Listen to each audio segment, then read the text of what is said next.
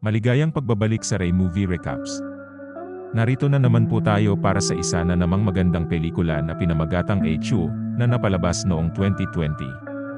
Ito ay patungkol sa isang napakagwapong lalaki, sa unang tingin ay di mo akalain na siya pala ay isang napakahusay na fighter. Kaya't ano pa ang ating hinihintay, sit back, enjoy and relax, love you. Nagsimula ang pelikula nang ipakita ang mga Chinese scientist mula sa gobyerno. Noong panahong iyon, ang kanilang trabaho ay kumuha ng isang espesyal na mineral na tinatawag na hypermatrix mula sa mga bato. Ngunit pagkatapos, isang masamang tao na nagngangalang Dear QB ang nagpakita sa kanilang research lab, gusto niya talagang kunin ang hypermatrix para sa sarili niya. Nang ang mga bagay ay mukhang masama, isang superhero na nagngangalang Flash na maaaring kontrolin ang kidlat ay dumating upang pigilan si Dear Cube mula sa pagkuha ng hypermatrix. Sa kasamaang palad, habang sinusubukan ni Flash na pigilan si Dear Cube, may nangyaring mali at nahati ang hypermatrix sa 2 piraso. Dahil dun ay naglalabas ito ng maraming makapangyarihang enerhiya. Ang masaklap pa, ang isa sa mga piraso ng hypermatrix ay sumanib kay Dear Cube, na dahilan kung bakit siya naging halimaw. Nagdulot ito ng malaking pagsabog, at maraming bata ang nawalan ng mga magulang at naging ulila. Pagkatapos noon, nawala si Flash, at talagang naging makapangyarihan si Dear Cube. At nagsimulang magdulot ng gulo sa China dahil walang makakapigil sa kanya. Ngunit pagkatapos, isang bagong bayani na nagngangalang Sonic ang dumating at nagawang talunin si Dear Cube. Naging bayani si Sonic sa lungsod. Di nagtagal, si Dear Cube ay nagtago sa ilalim ng lupa upang maging mas malakas. Pagkalipas ng 10 taon, ang mga batang nawalan ng mga magulang dahil kay Dear Cube ay inalagaan sa Tigres Orphanage. Mukhang masaya sila at magkasamang naglalaro ng taguan. Nagpa siya ang isa sa mga batang ampunan na nagngangalang Yezi na magtago sa isang lumang gusali na matagal nang hindi nagagamit. Samantala, hindi na nagbibilang ang batang hahanap sa kanila na si Sinsin. Habang ginalugad ni Yezi ang lumang gusali, natuklasan ni Yezi ang isang nakatagong lagusan, ngunit natatakot siyang pumasok sa loob. Sa halip, pinili niyang magtago sa isang kahon. Sa kasamaang palad, ang kahon ay nalock mula sa labas, at si Yezi ay nagsimulang magpanik at sumigaw ng tulong. Sa kasamaang palad, walang nakarinig sa kanya. At tuluyan na siyang nahimatay. Sa kabutihang palad, si Xingxin, na bumahing mula sa alikabok sa lumang gusali, sa kalaunan ay natagpuan si Yezi. Nang magising si Yezi, natagpuan niya ang kanyang sarili sa mga bisig ng maganda at kaibig-ibig na si Xingxin, at ito ay love at first sight para sa kanya. Pagkaraan ng ilang sandali, nagpa siya ang ilang pilyong bata mula sa orphanage na makipaglaro kay Yezi habang nakikipag-hangout siya kasama ang kaibigan niyang si Junhon. Buti na lang at nandoon din si Xingxin. Sa oras na yon, nagpa siya sina Yezi, Junhon, at Xingxin na tumakbo sa lumang gusali upang magtago mula sa mga prankster. Naalala ni Yezi ang secret passage na nakita niya kanina at niyaya niya sina Xingxin at Junhon na sumama sa kanya.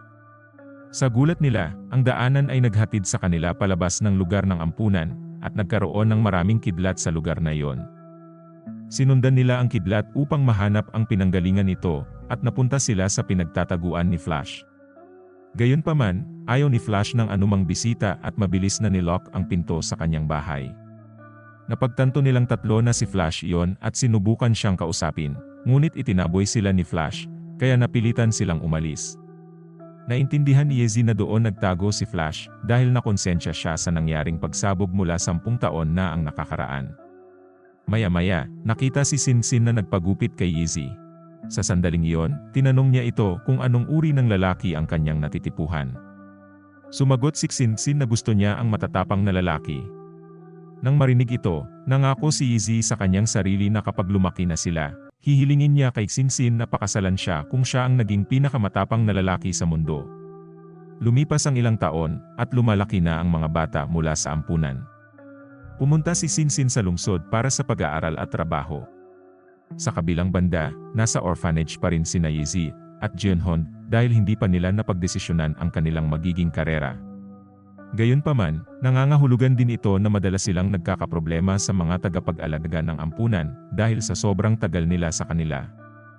Masyadong maraming oras ang nalalaan nila sa pagbabasa ng mga liham sa halip na mag-aral, kaya lagi silang napaparusahan. Kinabukasan, nagpunta sina Yeezy at Junhon sa lungsod upang ipagdiwang ang kaarawan ni Singsin, at talagang masaya silang gumugol ng oras na magkasama. Kinabukasan, binalak ni Yeezy at Junhon na bisitahin si Singsin sa kanyang pinagtatrabahuan, ngunit nasaksihan nila ang isang grupo ng mga armadong tulisan na umaatake sa pulisya. Nakakagulat, nahuli siya sa insidente at na-hostage pa ng mga tulisan. Sa sandaling iyon, sina Yeezy at Junhon ay hindi na lamang tumayo at nagpa siyang tulungan si Singsin.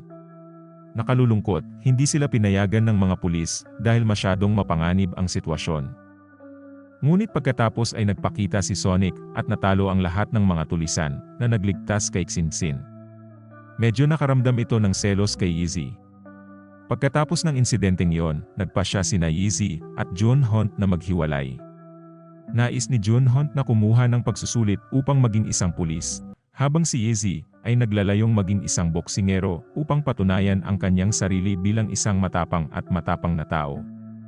Kinabukasan, gustong sumali ni Yeezy sa isang boxing gym, pero na-reject siya dahil natalo siya sa isang sipalang.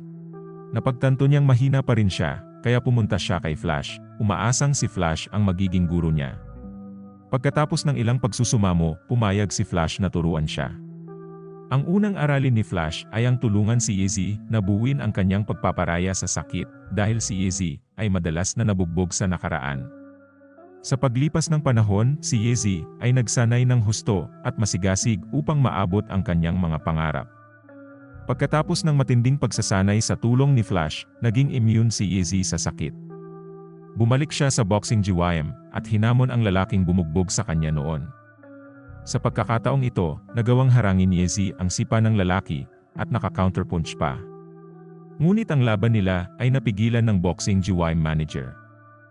Di nagtagal, inanunsyo ni Kate ang isang alok para sa lahat ng miyembro ng gym upang labanan ang bagong boxing champion ng Chinese Boxing Association. Walang may lakas ng loob na tumanggap maliban kay Yeezy. Siya ay nagboluntaryong tanggapin ang hamon. Dahil dito, inalok siya ni Kate ng kontrata para labanan ang bagong kampiyon, si Lightning Feng. Nang sumunod na araw, nagkaroon ng unang opisyal na laban si Yeezy. Ilang beses siyang natumba sa laban, ngunit patuloy na bumangon. Nang papasok na ang laban sa ika-4 na round, nakilala ni Kate ang katigasan ni Yeezy at hinimok siyang manatili hanggang sa ika-9 na round. Naunawaan ni Yeezy ang pag-asa ni Kate at ginawa niya ang lahat para manatili sa laban. Kahit na sa huli ay natalo siya. Pagkatapos ng laban, natanggap ni Yeezy ang kanyang bayad mula kay Kate at nagplanong makipagkumpetensya muli kapag gumaling na siya mula sa kanyang mga pinsala. Maya-maya, dumating si Junhon para makipagkita kay Yeezy. May magandang balita na natanggap siya sa Police Academy. Binanggit din ni Junhon na inimbitahan sila ni Singsin sa hapunan. Gayunpaman, nang makita nila si Singsin sa restaurant, parehong mukhang hindi masaya sina Yeezy at Junhon dahil nakipag-date si Singsin sa isang lalaki na tila medyo nerd. Sa panahon ng hapunan, isang lalaking nagngangalang Buseon ang bumahing ng malakas na naging dahilan para maging hindi komportable ang lahat sa kanilang paligid. Nagpasya si Yeezy na lokohin siya sa pamamagitan ng pagwiwisik ng paminta sa harap ni Buseon na naging dahilan upang muli siyang bumahing. Nakapagtataka, napakalakas ng pagbahi ni Buseon, kaya nabasag nito ang mga salamin ng mga tao sa malapit. Napagtanto ni Yeezy at Junhon na si Buseon ang totoong deal, at alam din ni Singsin na si Buseon ang tao sa likod ni Sonic. Pagkatapos ng hapunan, inimbitahan ni Junhon si Buseon para mag-inuman, naiwan si Yeezy at Singsin para mag-usap. Sa kanilang pag-uusap, niregaluhan ni Yeezy si Singsin ng isang espesyal na relo. Binili niya ito gamit ang premyong pera na napanalunan niya mula sa kanyang unang laban noong nakaraang araw. Bagamat tinanggap ni Singsin ang regalo, tila medyo malayo siya. Kasunod nito, sinubukan ni Yeezy na humingi ng superpower kay Flash, ngunit agad siyang tinanggihan ni Flash. Noong panahong iyon, binigyang diin ni Flash na ang mga superpower ay nagmumula sa likas na talento, hindi isang bagay na ibinigay ng iba. Samantala, nagkaroon ng balita ng isang malaking tagumpay sa pananaliksik ng Hypermatrix. Hindi napigilan, determinado si Yeezy na makakuha ng mga superpower, at sinubukan ang iba't ibang paraan tulad ng pananatili sa refrigerator, pagkagat ng higanteng gagamba, at kahit natamaan ng kidlat. Sa kasamaang palad, lahat ng pagsisikap ni Yezi ay nauwi sa kanya sa ospital. Nang gumaling si Yezi, inayos ni Kate ang isa pang laban para sa kanya, at masaya niyang inanyayahan si Singsin na manood. Nang pauwi na sana siya, sa wakas ay inanyayahan siya ni Singsin na mag-isang maghapunan para pag-usapan ang isang mahalagang bagay. Sa oras na yon, bago pa makasagot si Yezi, dumating ang hindi inaasahang balita tungkol sa malubhang pinsala ni Sonic mula sa kanyang pakikipaglaban kay Dear Cube. Nang marinig ito, nagmadali sina Singsin at Yezi sa ospital para tingnan si Sonic, na kilala rin bilang Busyon. Ngunit nang makarating sila sa ospital, sinabi ni Singsin kay Yezi na hindi na siya makapasok at dapat nang umuwi. Samantala, binabantayan ni Dear Cube si Singsin, at naiisip niya na siya ang natatanging paraan upang talunin si Sonic. Matapos nito nakita natin na nagsimulang lumahok si Yezi sa sunod-sunod na laban sa boxing. Humaharap siya sa malalakas na kalaban. Bagamat laging nakakapit si Yezi hanggang sa ika-9 na round, hindi pa siya nanalo ng laban. Gayunpaman, parami ng parami ang nagiging tagahanga ni Yezi. Sa katunayan, si Yezi ay nagiging sikat na, at mayroon siyang bagong palayaw, ang Stonewall. Ang mga mamamahayag ay sabik na i-cover ang kanyang kwento. Kinabukasan, habang nagsasanay si Yezi, nagdala si Kate ng kapanapanabik na balita tungkol sa isang espesyal na pagkakataon sa laban. Binalak ni Kate na ayusin ang laban para kay Yezi laban kay Ujiro, ang undefeated Asian boxing champion mula sa Japan na nanalo ng 60 laban. Nang marinig ito, layunin ni Yezi na talunin si Ujiro.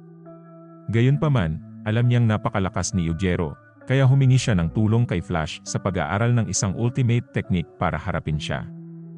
Pagkatapos ay tinuruan ni Flash si Yezi ng isang malakas na suntok na magiging napaka-epektibo kung magagamit niya ito sa tamang sandali. Pagkatapos, bumalik si Yezi sa kanyang mahigpit na pagsasanay upang maging bagong kampiyon sa Asia. Nang marinig ito, gusto rin ni Yezi na talunin si Ujiro, ngunit alam niyang napakalakas ni Ujiro. Kaya, naabot niya ang Flash para sa tulong sa pag-aaral ng isang ultimate technique para harapin si Ujiro. Itinuro ni Flash kay Yezi ang isang malakas na suntok na magiging napaka-epektibo kung gagamitin sa tamang sandali. Pagkatapos ng pagsasanay, muling nagsumikap si Yezi para maging bagong kampiyon sa Asia. Mabilis na kumalat ang balita tungkol sa paparating na laban ni Yezi at ng Asian champion na si Ujiro, na nakakakuha ng higit pang suporta, paghanga mula sa mga tao para kay Yezi. Samantala, nagtuturo si Singsin sa klase gaya ng dati. Gayunpaman, bigla siyang nakatanggap ng tawag mula kay Busyon at lumabas para salubungin siya. Nakapagtataka, nagpropose si Busyon kay Singsin. Ngunit naalala ni Singsin ang pangako ni Yezi at nag-atubiling tanggapin ang proposal ni Busyon. Lingid sa kanilang kaalaman, sinusubaybayan ni Dear Cube ang kanilang mga aktibidad at nalaman niya ang tunay na pagkakakilanlan ni Sonic bilang Busyon. Pagkatapos, sinimulan ni Dear Cube ang pag-target kay Singsin, na siyang kahinaan ni Sonic, sa kanyang paghahanap na makuha ang Hyper Matrix. Kinabukasan, tutok na tutok si Yezi sa kanyang pagsasanay. Di nagtagal, nagsimulang mag-alala at natatakot si Singsin na baka masaktan ng husto si Yezi sa paparating na laban. Nauwi sila sa mainitang pagtatalo na umabot sa malaking away na naging dahilan ng paghihiwalay nila. Mula sa insidenteng iyon, si Yezi ay patuloy na nagtraining ng masinsinan dahil siya ay heartbroken. Makalipas ang ilang oras, ang araw ng laban ni Yezi at Ujiro, nagsimula ang unang round sa isang malakas na sipa mula kay Ujiro na napatumba si Yezi kaagad. Ngunit ipinakita ni Yezi ang hindi kapani-paniwalang determinasyon. Paulit-ulit na bumangon at iniisip ang sarili na nakikipagduel kay Sonic, ang kanyang karibal sa pag-ibig. Sa ikatlong round, nakagawa na si Yezi ng ilang suntok, ngunit nakatugon ito ng isang malakas na suntok na tumama sa pisngi ni Ujiro. Sa unang pagkakataon, natumba si Ujiro. Sa kabutihang palad, tumunog ang kampana nang bumangon si Ujiro, tanda ng isang makabuluhang tagumpay para kay Yezi. Nagawa niyang mapatumba si Ujiro at makaligtas ng higit sa 3 round. Samantala, si Singsin at ang mga bata sa orphanage ay dinukot ni Dear Cube. Nang umabot sa ika-9 na round ang laban, nilalayo ni Yezi na tapusin ito sa pinakahuling hakbang na natutunan niya mula kay Flash at sa walang humpay niyang pagsasanay. Ngunit bago pa man mailabas ni Yezi ang kanyang hakbang, kontrolado na ni Dear Cube ang broadcast channel. Ibinunyag niya na si Xin at ang mga batang ulila ay nasa kanyang kustodiya, na pinilit si Sonic na ibunyag ang kanyang tunay na pagkatao sa gitna ng lungsod, na na-broadcast sa lahat ng mga istasyon ng TV. Hiniling din ni Dear Cube ang Hypermatrix sa loob ng 1 oras. Kung tumanggi si Sonic na sumunod o sumusubok na tumakas, nagbanta si Dear Cube na sasaktan ang lahat ng mga hostage.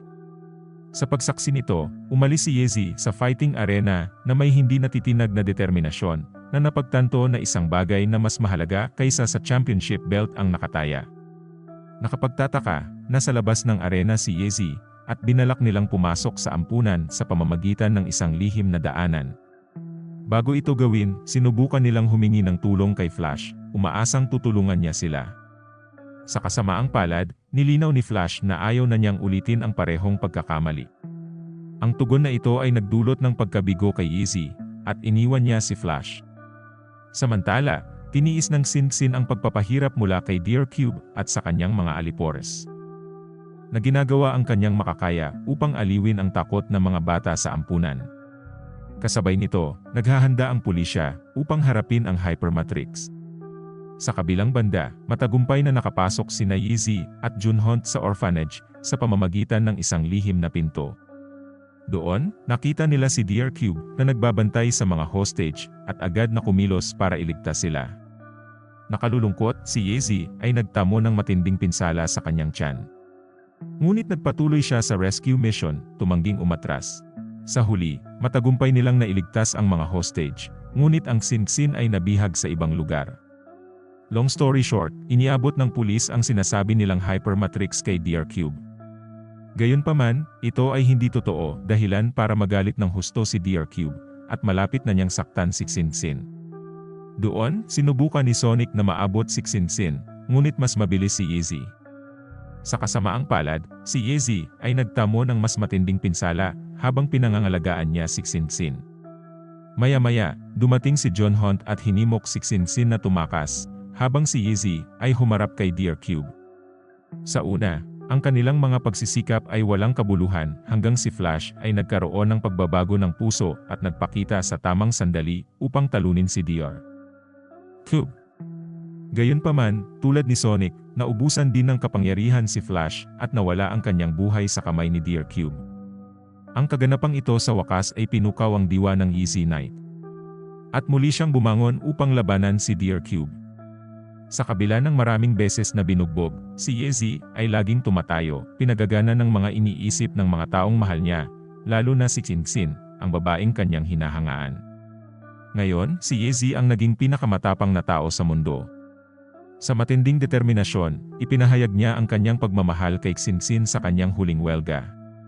Sa huli, nagtagumpay si Yezi na talunin si Dear Cube, ngunit pagkatapos ay nahimatay siya. Nang siya ay magkamalay, siya ay nasa yakap ni Xin, tulad noong una siyang umibig sa kanya. Sa kanyang natitirang lakas, hiniling ni Yezi kay Xin na pakasalan siya.